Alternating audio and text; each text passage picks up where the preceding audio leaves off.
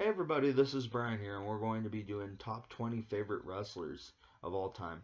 Um, so let's get to it. This is obviously a very opinionated list, so give me your opinions below.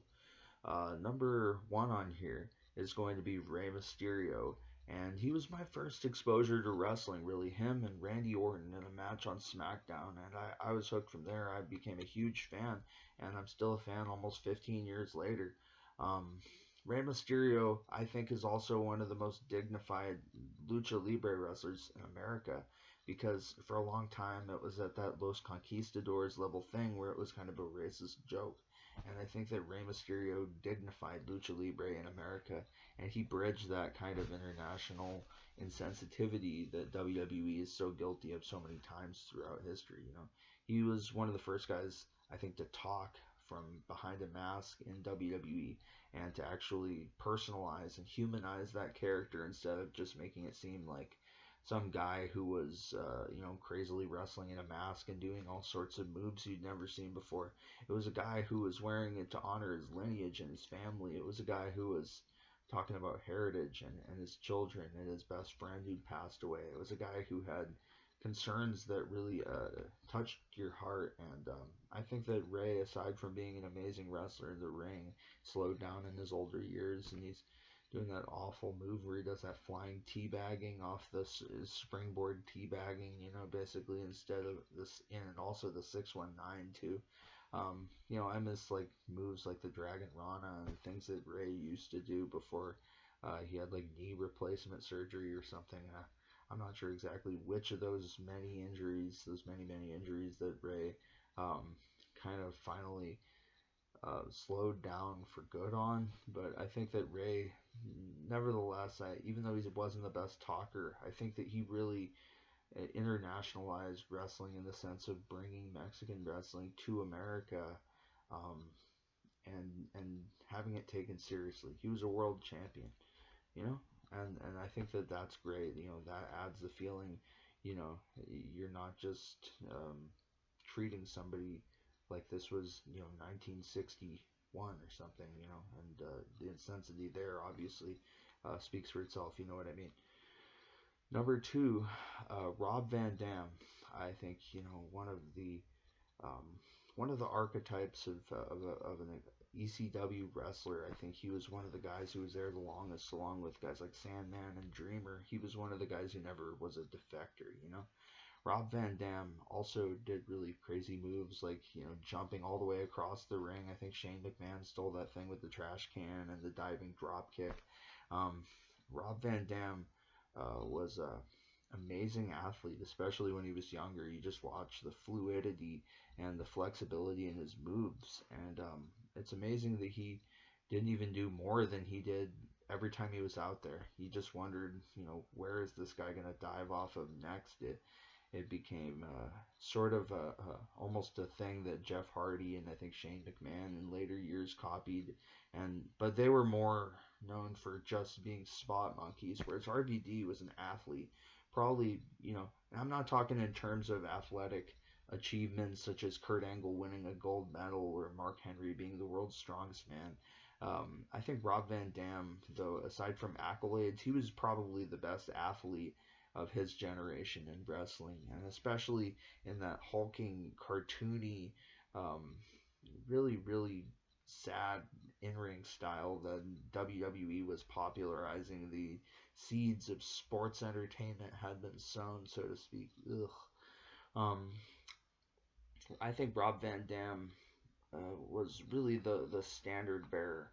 He kind of drew the line in the sand of this is this is like as athletic as you could possibly be, and I loved his teaming up with Sabu. I loved his matches against people in WWE too. That match at I think One Night Stand 2006, which is probably the only memorable one on the card, to be honest.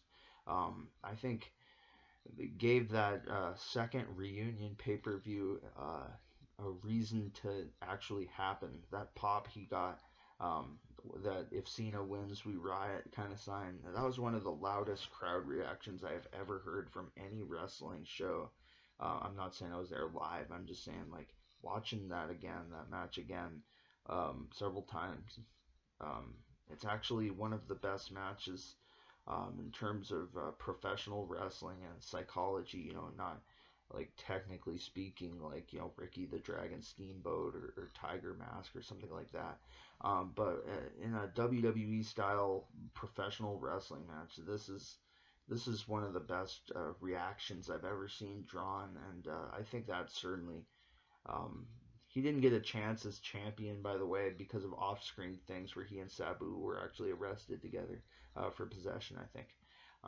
He didn't get the chance for a lengthy title run. It was just more cathartic to see him finally win the belt when it seemed so likely he was going to get buried. And in the end, I guess he did, but it was kind of, um, his own making. Not really his own making. The laws were stupid back then, but um, anyways, enough ranting. Rob Van Dam, one of the best. That was a good match later in his career. Not to say he didn't have other good ones in WWE, but I think he'll always be known as the face of ECW. Him or Dreamer, uh, pick which mask you want to wear for that godlike face of wrestling that is ECW. Anyways, let's get to number 3 on here, which is Cactus Jack slash Mick Foley and all of his faces and gimmicks. I'm not as big a fan, obviously, of the comedy gimmicks. I don't like Dude Love. I don't like how they turned Mankind into basically a cheap pop for Socko. I feel like, I've even heard Mick himself on some of his DVDs, to paraphrase it, say that he felt like Vince had humiliated him in front of his family, and he wanted to like go out on his own terms uh, when he was towards the end of his run, having some of those classic matches against guys like Triple H, having sustained prior injuries in Japan and ECW, and things such as that spot where he was thrown through the cell unplanned against Taker. Um, that was insane. Anyways, I don't want Mick to be just solely remembered for that. I love his Cactus Jack matches. I love what he stood for in ECW with also along with guys like Raven, who we may hear about later. Um, Also, along with guys like Raven and Jake the Snake, I think that he brought that idea of darker psychology into a landscape that had previously been like a cereal box. And I think that's why The Rock mentions Fruity Pebbles and other breakfast cereal in his promos and gets so outlandish, is because wrestling has really been there, and wrestling will always be there, whether we accept the kayfabe shroud as thicker and believe it more. I think that though, Cactus Jack really made the wrestling look real. The only guy I think made the wrestling look more real than Cactus Jack was Terry Funk, and I think that's just because he was such a lunatic in the ring that he actually did stuff that injured himself and other people enough that he actually was drawing a legitimate reaction as he was pulling barbed wire out of his eyebrow and stuff. Um, Anyways, Cactus Jack, though, my favorite incarnation of probably the best wrestler ever, in my opinion. And I don't mean that technically, obviously, but he's kind of like the Neil Young of wrestling. That is Mick Foley. He was scruffy. He was untechnically skilled in the traditional sense, but he made do with what he had, and he turned it into a positive, and he turned it into something unique and memorable that's transcended generations for many many decades, and probably will continue to. So I think Cactus Jack really is the greatest wrestler of all time. That's my pick. If this was ranked, that's who I'd put at number 1. But anyways, this is not ranked, so let's move on to number 4 here, which is going to be Chris Jericho. Chris Jericho, I think, was the first time during his Code Breaker thing, his return in like 2008. I had an action figure of him in his new attire with his new short hair and stuff. And I think that I liked his new finisher when he actually returned. It was one of the, I was naive and I was a kid. I'd only been a fan for a few years, and I really couldn't figure out who was it that was going to be that very obvious in hindsight person that WWE was advertising a return for. I mean, looking back, it was so obvious that it was Chris Jericho that I can't believe I was actually taken in, but I'm glad I was, because it's that sort of captivation that makes watching wrestling possible and worth it. You know, if you couldn't buy into kayfabe in any way, it's like, why are you here? Why don't you go watch UFC if you want to see legit violence without any drama or entertainment? If you want to see guys just socking each other in the face repeatedly, it's like, that's not what wrestling's about. And I think that Chris Jericho always adapted with the times too, you know, from the vanilla baby face kind of Lionheart days where he was Lionheart Chris Jericho and he was doing moves from like the Land of the Rising Sun and all these things.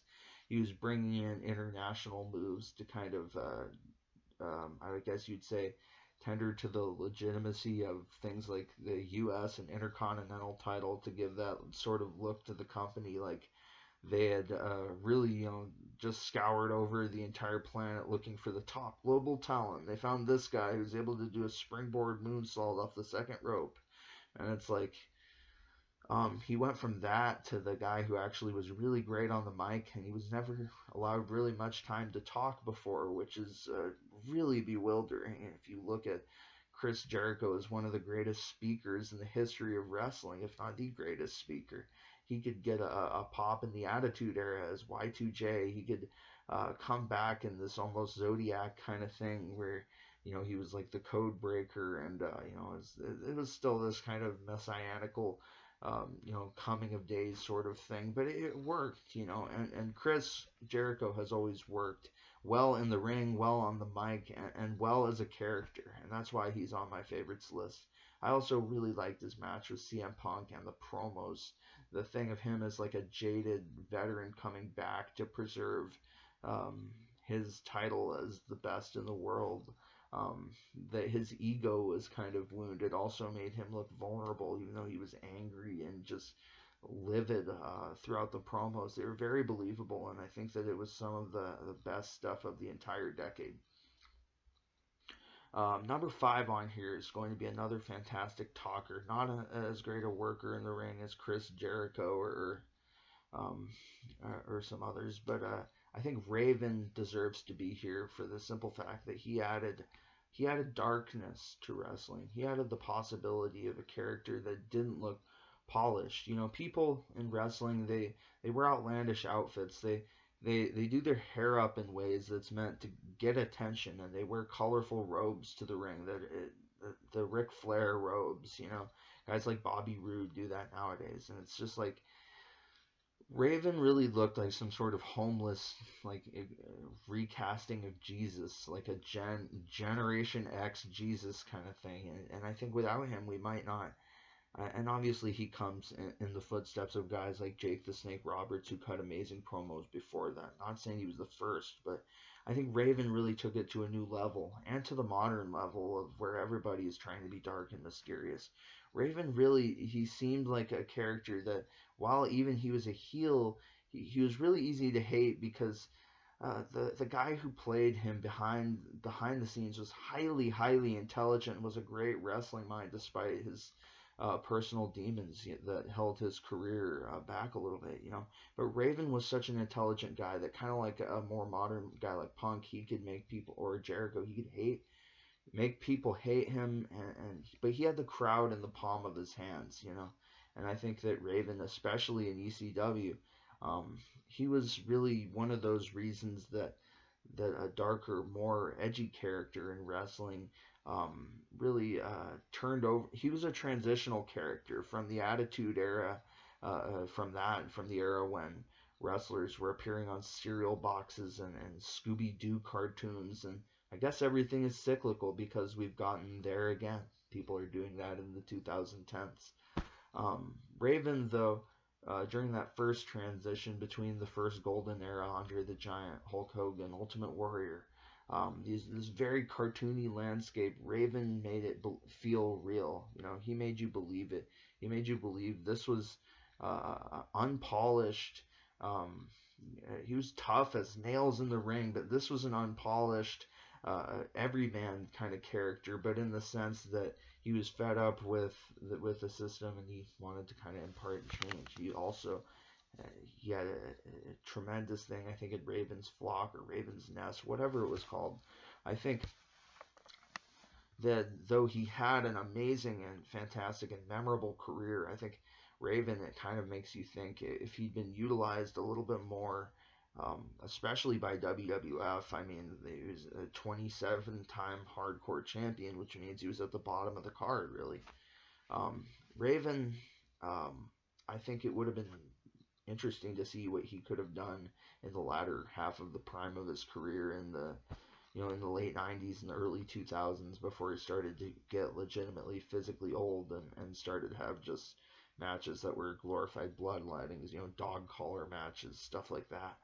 I think Raven, though, is probably wrestling's best talker, and he added depth in in a field which basically equated in terms of interviews to I'm tough, I'm tougher than you. I have this hot chick. I'm gonna come get you at insert pay-per-view. We want you to buy name here. Um, Anyways, regardless of that, Raven added humanity and believability, and I think that really he changed wrestling. And though he's recognized and he's not dead, don't get me wrong, obviously, but he's not remembered by today's generation of fans enough for, I think, getting that edginess that in a couple of years would be used in WWF in the Attitude Era with their language, but also by characters such as Stone Cold Steve Austin, who coincidentally had a period in ECW where he, played a forgettable role, but it's like then later on he would become edgy. I wonder where he picked that up from. And other characters like The Rock, who were very in tune with the fans and their faces. They weren't, at all like Raven, but it's the edginess. It's getting away from the cartoony, like WWE shattering kayfabe with Triple H's sledgehammer, that kind of thing. It gets away from that towards actual believable wrestling. And with the inflation of everything having to be a higher jump or having to be a move with an extra flip inserted in, there's an inflation of the craziness and of the verboseness in wrestling. Um, I think it would be hard to reset that. It would be like resetting the home run thing in baseball now that they've juiced the ball. It'd be very hard to do in terms of ticket sales not dropping off. In wrestling, though, I think that it would be kind of hard to reset the build of the violence. I heard Mick Foley use a term, the progression of the violence. He was talking about different objects in a hardcore match, but um, I think that reasons that moves like the abdominal stretch or the sleeper hold fail to garner much of a reaction is because things of that kind of expectation. The fun side of things like Jeff Hardy is that he's he's incredible in the ring. It's breathtaking. It's really exciting, but it also kind of devalues all of the things which aren't 20 feet high and through a table. What about the tremendous matches that are like mostly mat wrestling and they might be slower paced? What about like a more strong style match where it's based on the fact that it was a little bit more stiff and not just a drama with the boss's daughter or something involving some imaginary unbelievable storyline or character that no one takes seriously, something along the lines of fucking Hornswoggle being Vince's son, that kind of jumping the shark moment. I think that adding a degree of almost a deflation um, of the violence and the verboseness, kind of hitting reset, so people actually associate this not just with the entertainment and sports entertainment, but actually with the fact that it's world wrestling entertainment.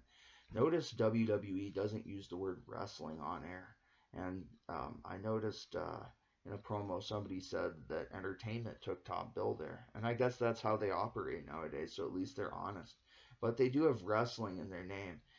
So I think that we're going to go to part 2 in just a second, but I think that they need to uh, de-elevate. I don't remember the word for that, but they need to lower that progression of the just sports wide, wrestling wide progression of the extremeness and of the violence and stuff.